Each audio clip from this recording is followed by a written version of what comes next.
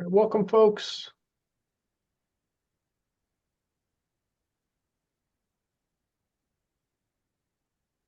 Happy Monday. We're here to talk about the Abendroth downtown in Portchester. We'll give, I see people popping in, so we'll give folks another minute or so to join us, and then we'll get rolling.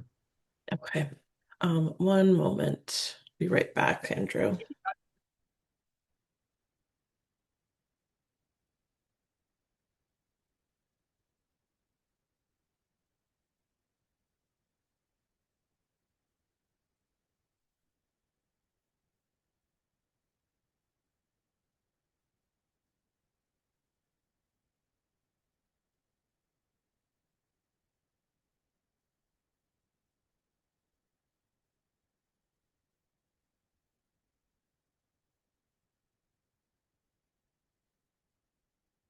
You folks, thanks again for joining. We're here to talk about the Abendroth, and we're just going to give folks another 30 seconds or so to join. I know we have a lot of people registered, and we'll see how many show up. Thank you all for being here and taking your lunch hour with us.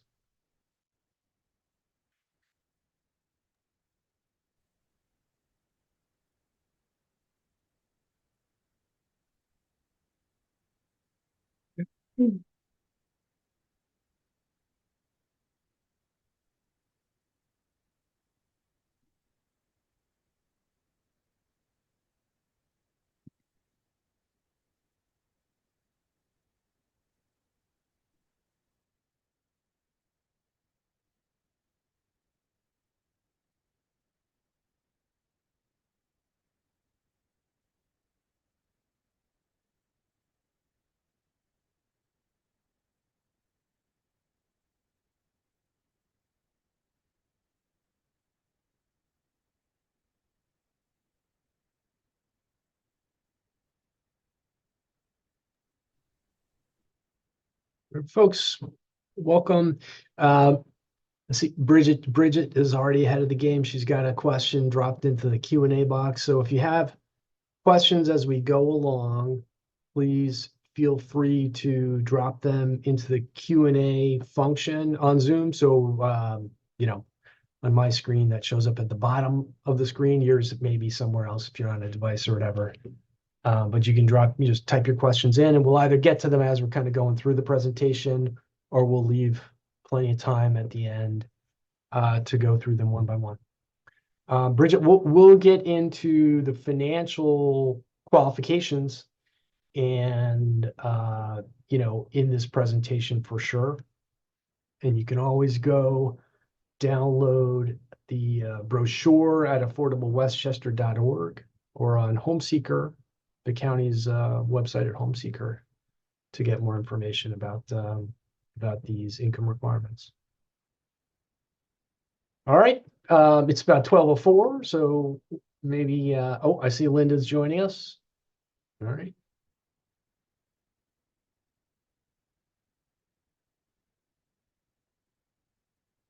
All right, super. So why don't we get started? Just I appreciate everyone, you folks jumping in to take your lunch hour with us. So I don't want to keep you longer than that hour. So we're here to talk about the affordable rental units at the Abendroth downtown in Portchester, New York. So just to make sure we're all in the right place. And we'll go through in the course of the presentation, why we're here, why there's affordable housing at the Abendroth, some of the features of the building, and that's what Senia is here from the developer Hello. to tell us all about this wonderful new building. And we'll talk about the process for applying and who qualifies, how to think about that towards the end of the presentation. My name's Andrew Smith. I'm with Westchester Residential Opportunities. Linda Hunt is on as well from WRO. And as I mentioned, Yesenia is on from Lighthouse Living. So thank you, Yesenia. Thank you. Hello. All right, folks. So let's get into it. Again, as you have questions, we'll try to answer as hopefully we'll give you lots of good information in the presentation. If you have a question, something we haven't covered, please feel free to type it into the Q&A box. We'll either type a response as we're going along, or we will address it when we get to the end of the presentation. Westchester Residential Opportunities, that's a not-for-profit I work for. It's based in White Plains, and we are Westchester County's designated marketing consultant for affordable housing. And that basically means that the county will require developers like Lighthouse Living, the folks behind the Abendroth, to hire WRO to help them market affordable housing units broadly to all the households who, to make sure all the households who qualify have an equal opportunity to apply, make sure populations that are least likely to apply know about it, and make sure that there's equal access to this great housing opportunity. What is affordable housing? Why does it exist in certain buildings, maybe not in others? So there's really, in Westchester County, there's typically, two ways that affordable housing comes to be. The first type is top paragraph is there are developers that receive funding from the government, either the state, the county, sometimes the city as well. And in return, they agree to keep units, maybe all the units in the building or a big portion of them at below market rents or sale prices for a specific period of time, usually 50, maybe 60 years. That is not the case here. The Abendroth is not funded by the government. The second way does apply here, which is that many municipalities, including Portchester, have rules that say that if a builder is going to build a new market rate development for rental or sales, then a certain percentage of the units that they build have to be kept at affordable rates for, again, a period of years. That's the case here at the Abendroth. So 10% of the units in the building are affordable rentals. The remaining 90% are market rate rentals. Now, whenever you hear people talk about affordable housing, you need to, pump your brakes, like take a beat and say affordable to whom, right? Affordability is a very subjective standard. What is affordable to me is not affordable to you, and vice versa. And really, the only person who really knows what you can afford is you. So in this case, most buildings are going to identify the level of affordability based on the area median income of Westchester County in this case. So they will target the units, whether they're for rental or for sale, to a specific percentage of the area median income. Area median income, or AMI, is like a statistic that the federal government calculates every year, so it changes every year.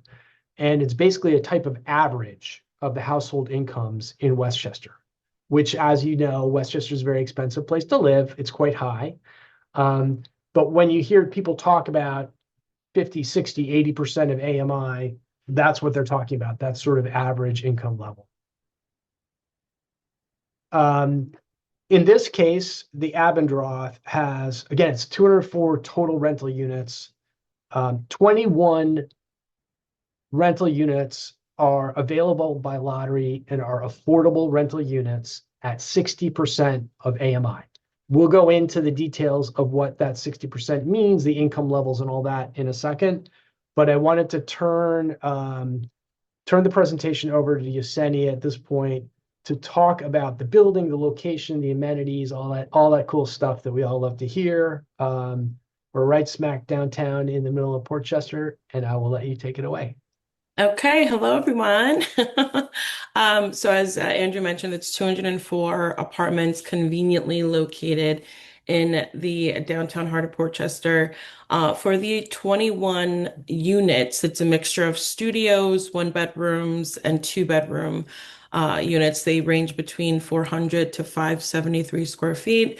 For the one bedrooms, about close to 700 square feet, and the two bedrooms, about 1,000. which are pretty spacious. And then for the building features and amenities, there's a swimming pool, a fully interactive fitness center, a club room, a co-work area in the lobby. We also have a full coffee bar, which is operated by Kneaded Bread. So that's incredible. It's a pet-friendly community. We do accept dogs up to 60 pounds. And then with that being said, we also have a pet grooming station. The property, we don't have like a concierge service. We have a Butterfly MX system. It's essentially a virtual door person um, to gain access into the building. And then for the apartment features, there's in-unit washer dryer, hard surface flooring, stainless steel appliances, quartz countertops, and keyless fob home entry into the property as well. Oh, I see you have the square footages here as well. Yeah, Um, nobody can remember numbers is my I know I'm first like, so yeah, zoom experience. and throw, but yeah, it's good to have that. It's good to know, yeah. And there's also we have a lot of our floor plans on our website. So if you go to our actual um livetheabendroth.com, you'll see the all the floor plans and gallery and information on the property as well, pictures and get a good sense of it. Senny, would you drop that the URL Yeah, I'll do into that. it's there's so much good stuff, information on that website, Oh yeah, you'll be into able the to get a chat or good something for look at it. people. That'd be super. Okay. Yeah, beautiful, beautiful units, beautiful common spaces, obviously. And again, that was fast, but we'll be here to take questions on the amenities and everything else. But let me turn back to the the numbers, so the details. As Yesenia said, we've got studios, 1 bedrooms, 2 bedrooms here. As you think about eligibility for you and your household, there's a couple things you need to think about. First of all, is who's in your household, right? You need to know who would be living with you, because that's going to determine which size units you are eligible for. So if you look in that this table up top, the fourth column is household size. For example, you got one person, you're living alone. You can apply for a studio or a 1 bedroom. I would recommend applying for both. Why not? If you've got two people in your household, you cannot apply for a studio, but you can apply for a 1 bedroom or a 2 bedroom. And again, I would apply for both. Just double your chances.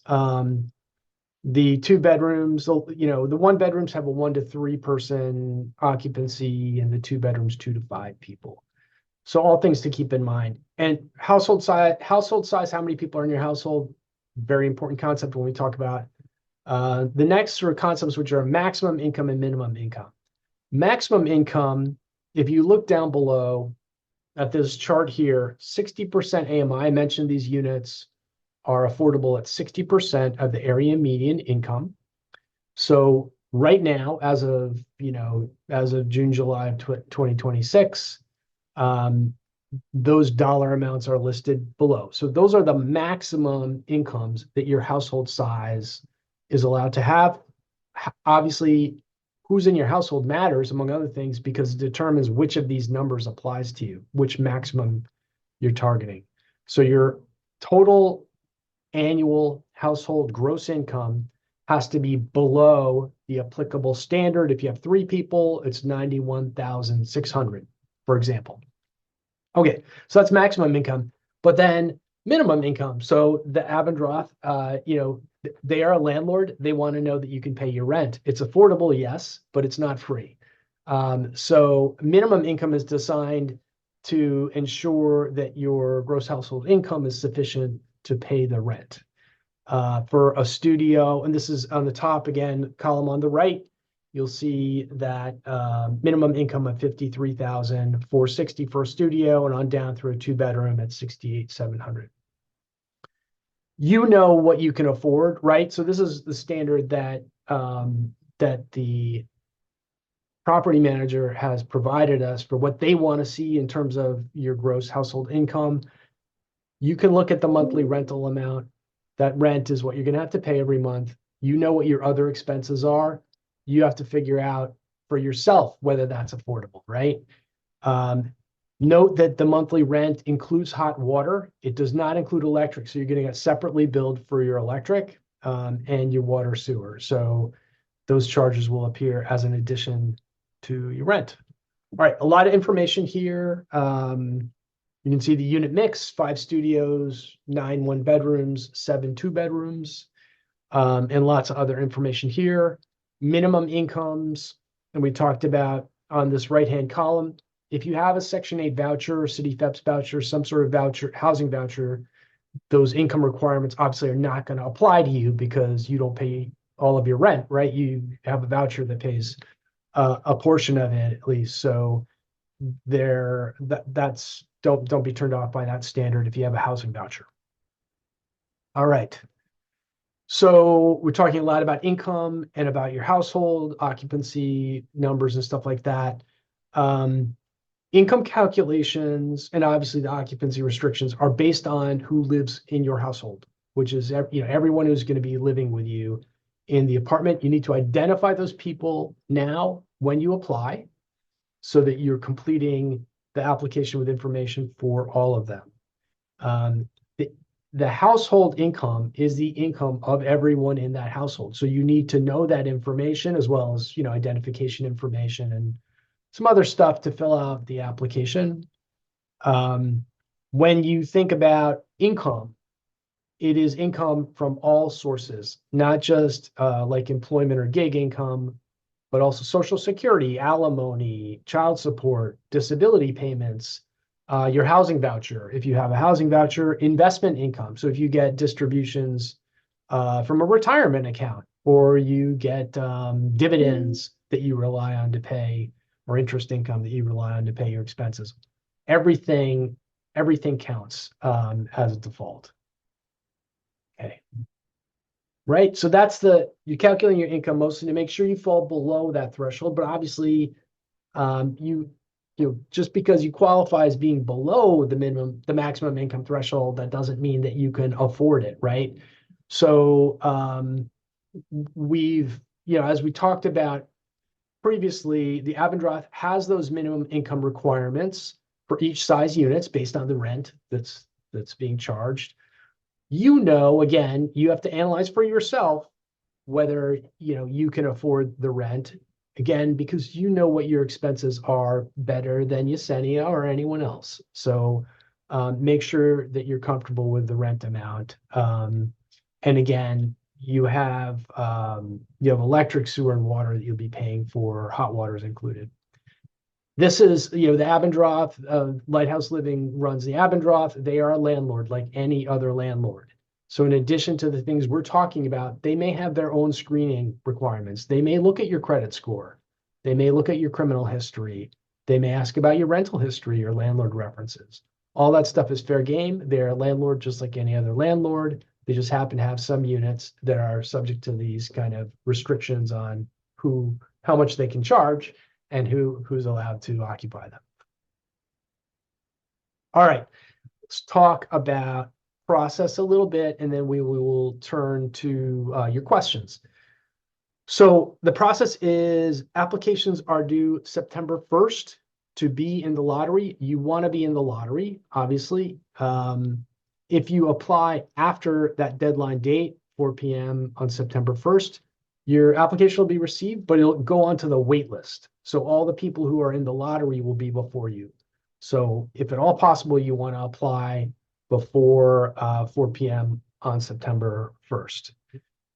The lottery will actually be held 2 weeks later on September 16th at 11 a.m., excuse me.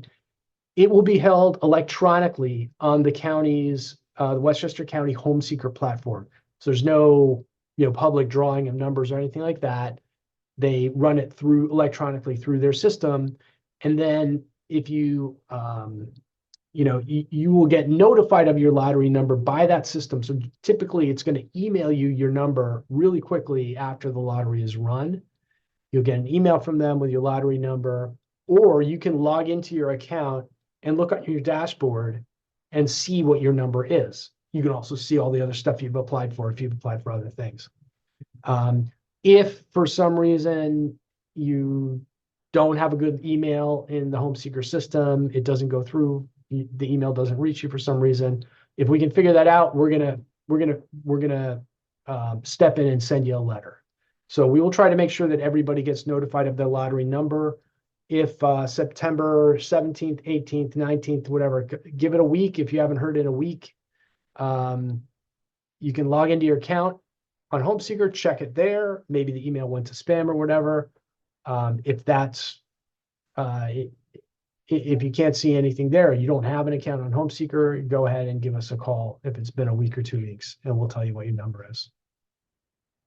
Okay, once that lottery is completed, September 16th, then the fun begins. So basically, Yesenia and her team are going to take over from there.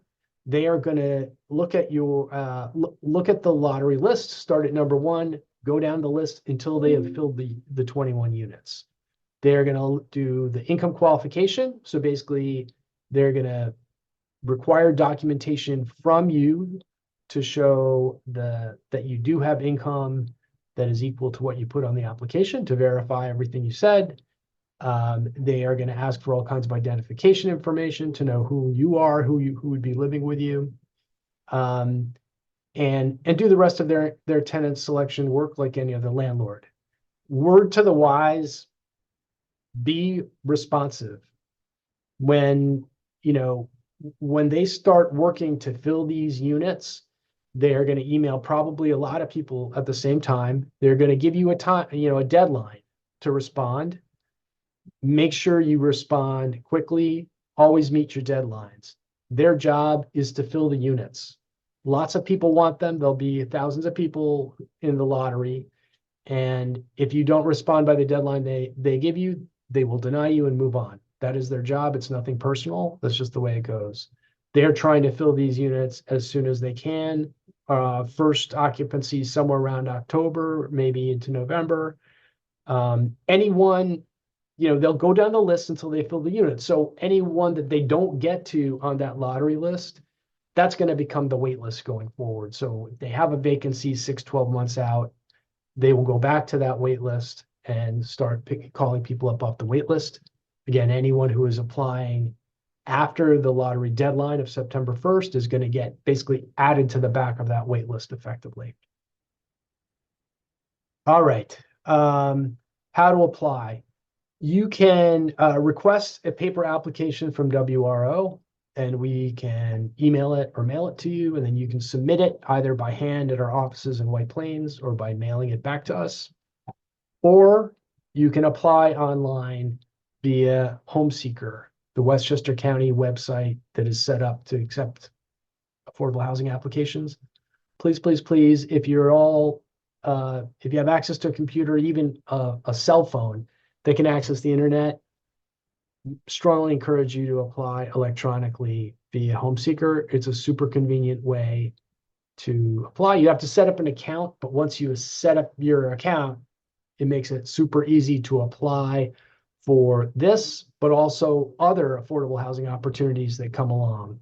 I'll tell you, there's another building in Portchester that that is listed on HomeSeeker as of a week ago. So really, it makes your life easy going forward to register for HomeSeeker and apply electronically. It also gives you this dashboard I mentioned, which basically lets you see what you applied for, see what your lottery numbers are, get lots of information so you don't apply twice or something like that. You can see what you applied for. All right.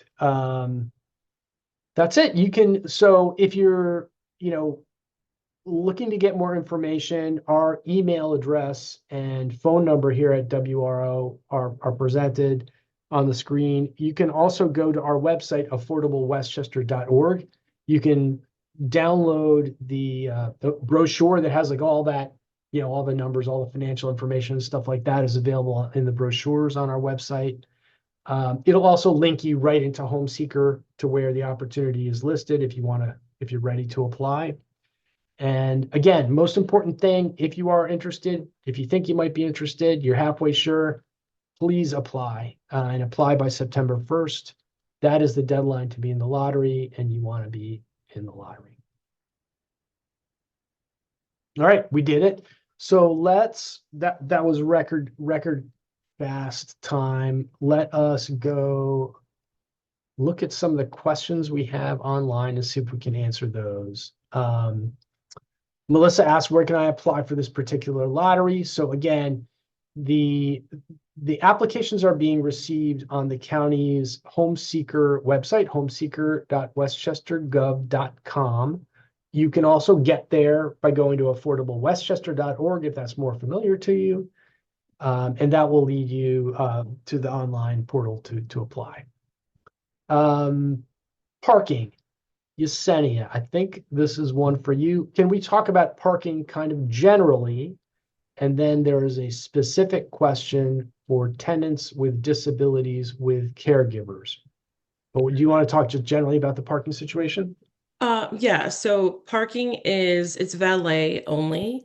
Um, it is 175 per month. Um, I mean, when it comes to a caregiver, I would have to check in with the property manager to see exactly how they, um, you know, I'm not really sure how to answer that, to be quite honest with you. I Hmm? feel I would have to check in with them to see if they allocate certain spaces just for like a number of days or if it's a monthly fee. I'd have to check in with them, but it's all valet and it's 175 a month. And are there, and I'm not sure if this is responsive to, I'm sure you have what they call handicapped or disability Of course. accessibility, Absolutely. like any other Like, yeah, of absolutely. course. There's And really no self-park options, but yeah, there is there are handicap spaces available as well, yeah. which is closest to the elevator, closest to the entrance, to the property. Are there is there guest parking? It's all valet, so there's really no way to self-park, but there is guest parking, in the property as well. Okay, Yeah. thank you. And I'm not sure if that's responsive. I'm just reading between the Yeah, lines. it's all valet, whether All it's valid. guests, Cool. residents, Okay. yeah. So, but and $175 additional per month. So that's something for people to be Yes. aware of for sure. Yep. All right.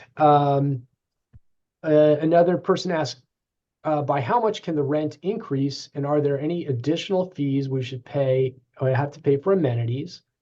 My household income is well, I still qualify. So I can't tell you whether you qualify or not, but the the rent is set by the government basically. So it is going to increase it is going to change every year. Whether it goes up or down depends on the federal government and their calculations. Typically, it does go up by a little bit each year. So you should anticipate, that like any other rental, your rent's going to go up a little bit every year, which makes sense because the costs of running the building go up every year. Other fees, you mentioned a parking fee. If you want a parking spot in the valley, parking is 175 a month. Are there any other fees or charges for any of the amenities available? Yes, we call it a club fee, and that's 52 per month, and that's per apartment, not per person. And that includes just overall everything, like the events, all the amenity spaces. We throw at least 2 to 3 events per month as well, which is all inclusive. There's no additional trash fee, no additional fees outside of that. What kind of events are you guys thinking about? The which Sorry, which kind of, you said you hold a couple events every month. What, these are Oh mixers yeah. or? So like resident happy hours, we'll have, especially with fall coming through, we'll have a like pumpkin patch day. Like there's just all types of events that we kind of throw. We actually have a social event manager in-house. So her name is Tori. She's great. She takes care of all the uh I guess I would call them little parties. Nice, nice. Yeah, it's really fun. Yeah. Okay. The second part of the question, my household income maximum is 84,000 for two people. Can I still qualify? So you have to look at the specifics of it on the brochure to figure that out. I'll tell you for two people, the maximum is 81,400 right now. So 84 sounds like too much. But I would recommend that you apply anyways, because when Yesenia's team drills down on your income, they might say, oh no, it's not really 84. It's more like 81. And then lo and behold, you might qualify. Yeah. All right. Thank you for that great question. Here's a question. Are there reported problems with the fire alarms going on frequently resolved? It would be a problem for the person with disabilities. Thank you. All right. I don't know what that's about, so I'm going to throw that to you, Yesenia. Um, you know what? I'm not really sure. I don't cover I handle the leasing aspect for the property, so I'm not, essentially aware of really any maintenance related type of questions. I mean, I'm happy to touch base with them and maybe get back to whomever with the answer. Yeah, that's it. So there's someone knows more than we do, I guess, Yeah, or has yeah. walked by as the fire alarm goes off or something. Yeah. That's true. All right. Bridget says, do you include healthcare deductibles in income? For example, I make 49, but I pay 6,000 a year in healthcare. Does my income decrease? So generally, um, this is where, you know, you have to know yourself a little bit. So when the income qualification, when they look at income, they are looking at gross annual household income that is not reduced by your expenses like childcare expenses, medical expenses, other things you have going on in your life. So they're going to look at that gross number to see whether you're below the maximum income threshold. Now, the question of what you can afford is different, right? I mean, that goes to meeting the minimum income requirements that the building is going to have for each size unit, but also understanding what your personal needs are, what your personal expenses are. If you have significant childcare, alimony, medical expenses, obviously, like you mentioned, all those things impact upon how much money you really have left at the end of the day to pay your rent. So you need to be thinking about all of that. But that doesn't go into the calculation of like the qualifying income. All right, thank you. Okay, there's a question from Ms. Abro in Spanish. Do you speak Spanish, Yesenia? I do a bit. Do you want to try and take this one on? I will Sure. fall on my face, so I don't want to do that. That's all right.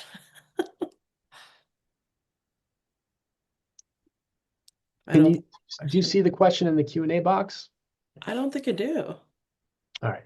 Oh my Habla God. español, pues me gustaría saber si cualifico para uno de dos habitaciones. Tengo dos niñas. Soy HHA, mis ingresos no son tan altos. Vivo en Portchester. Oh, they are looking for a two bed. They have children, daughters, and they're looking to see if they qualify.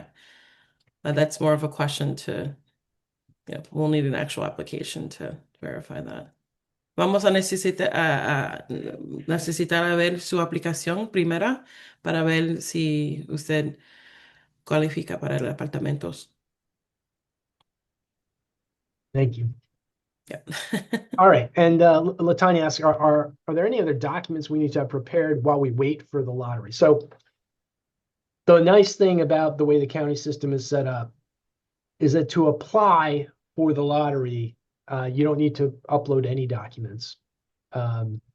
So you need to have access to your information, like you need to know how much money you make, have, your driver's license, last four digits of your social security number for everyone in the household. You need to have a bunch of identifying and financial information about yourself, but you don't have to provide any documentation now.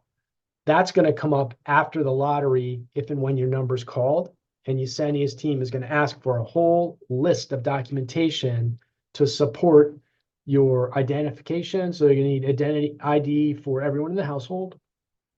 They're going to need all of the supporting documents for your income. So your W-2s, your 1099s, your tax returns, your bank statements. If you have investment assets, they're going to need to see your investment statements. If you have Social Security or other types of income or payments that you receive, they're going to need to see the documentation that supports that, whether it's a whatever, I can't remember what it's called for Social Security, the letter they give you that says how much money they send you. So you'll need all of that documentation when you get called up. If you want to start preparing it now, so you're ready, awesome. Again, when you do get called up, you're going to have a limited amount of time to provide that information to Lighthouse before they move on to the next. So if you want to put the package together now, get ahead of that. That's great. If you want to see the types of documents that you might be asked for, you can go to affordablewestchester.org, the website we have up on the screen now. We have sort of a sample list of what those documents might look like. Again, the Lighthouse team is going to ask for what they want, it might be slightly different, but gives you a good sense of the types of things that you might be asked for. Thank you, Ms. Hall. That's a great question. Again, Yesenia put the link to the website for the abendroth.com up on in the chat. People have access to that. Again, for me, it's down below. For you, maybe it's somewhere else, but that's a great resource for looking at these floor plans and thinking about whether the Abendroth is right for you.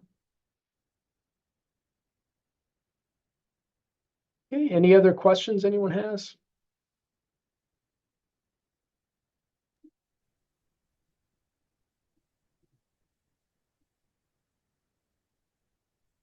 No, we'll give you 30 seconds or so to think. If you have any questions, please feel free to type them in. How often do affordable apartments come up?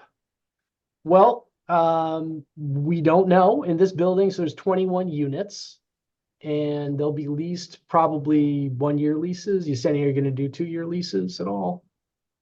I mean, we're open to it. I do have a question with that though. With a 2-year lease, they still have to recertify annually.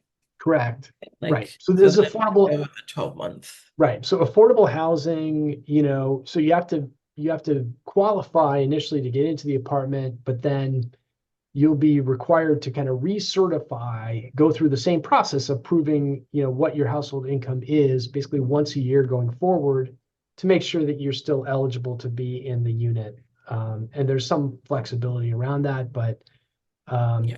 but that's right. If it's 2-year lease, that would be, you would still have to do that annual recertification. Yeah. So yeah, so I mean, 21 units, as to when units will become vacant, like you have no idea, right? Because it's when people Bit of a gamble. when do people leave?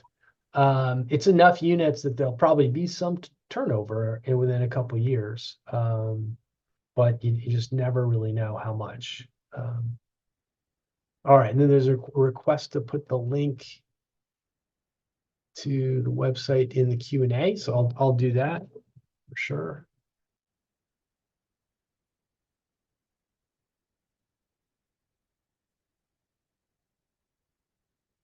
Are we actually allowed to have retirement accounts? I have one worth about 30,000. So there is no asset limit per se. So there's no limit on the amount of assets that you have. The test is the income that you receive. So for example, with a retirement account, generally, this is the general rule. Again, everyone's situation is, the rules are complicated, but generally speaking, if you have a retirement account, that doesn't really mean much of anything.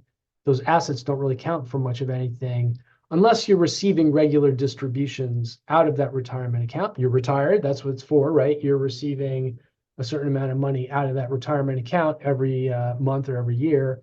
That income from the retirement account, that distribution to you, would be counted as income. Okay, thank you. That's a great question. All right, thank you. I've been trying now for a good 9 years for affordable. Look, I appreciate that, and I'm, someone saying they've been trying for 9 years to get into affordable housing. It is very competitive. Obviously, there are a lot of people who would love to live in this luxury, building at an affordable rental rate. So, and that is the problem, that is the challenge, the problem, if you will, with a lot of affordable housing is there's not enough of it to go around for everyone who wants it. So I totally appreciate that comment. I'm sorry it's taking so long. The only way to combat that is to be in it to win it. You have to be in every lottery you see, obviously that you're willing, the place you're willing to live, that you fit the criteria. You have to play. You have to be in those lotteries and wait and hope that your number comes up, and then be ready when it does. Have your documentation ready, and be sort of poised to jump on that opportunity and deliver everything the housing provider needs to qualify you and get you approved. So appreciate that. All right. Any other questions, folks? I'm not seeing anything else up in the Q&A box.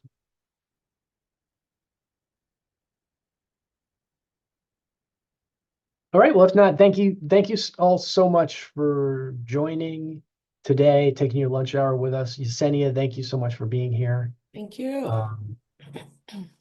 Oh, we got one last one from Ms. Hall. When your number is called, is it like the first 21 people are the ones selected?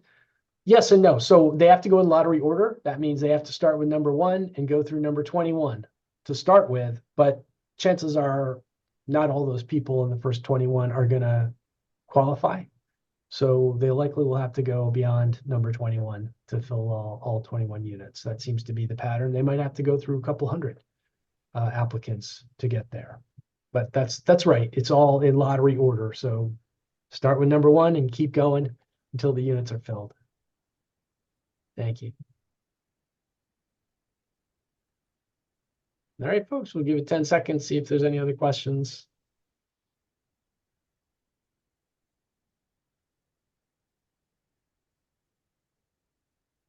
Stop or share here. All right, folks, thank you so much. Yesenia again. Thanks for being Thank here. you. Take care. Take care, all. Have a great day. You too.